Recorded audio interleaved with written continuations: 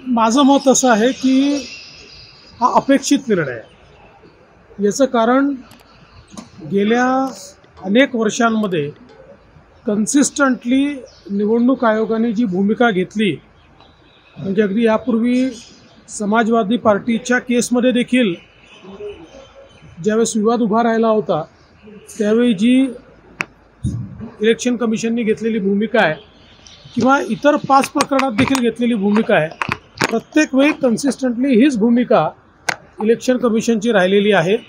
त्यामुळे जो काही निर्णय आलेला आहे तो अपेक्षित निर्णय आहे।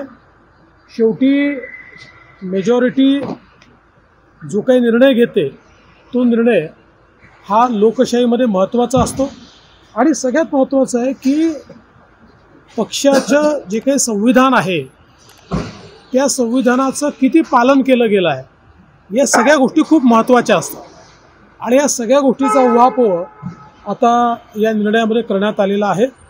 मी श्री अजित पवार यांचं मनापासून अभिनंदन करतो आणि मला अपेक्षा आहे की त्यांच्या नेतृत्वात राष्ट्रवादी काँग्रेस पक्ष महाराष्ट्र सरकारमध्ये उत्तम काम करेल। बहुमताला महत्त्व आहेच आणि केवळ बहुमताच्या आधारावर झालेला नाही आहे, सगळ्या गोष्टींचा विचार झालेला आहे।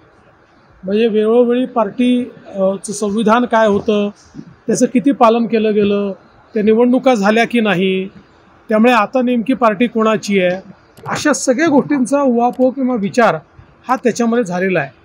आणि तुम्ही जे 2019चं विचारताय, मला असं वाटतं की 2019मध्ये लोकशाहीचा मुडदा ज्यांनी पाडला होता, आज लोकशाही काय असते हे त्यांना समजलेलं आहे। मला असं वाटतं की एवढं निश्चित आहे की आज जे ओरडत आहेत लोकशाहीच्या बद्दल, त्यांनी खरं या ठिकाणी लोकशाहीचा मुडदा पाडला होता आणि तो मुडदा पाडल्यानंतर लोकशाहीने त्यांना त्यांची जागा दाखवली।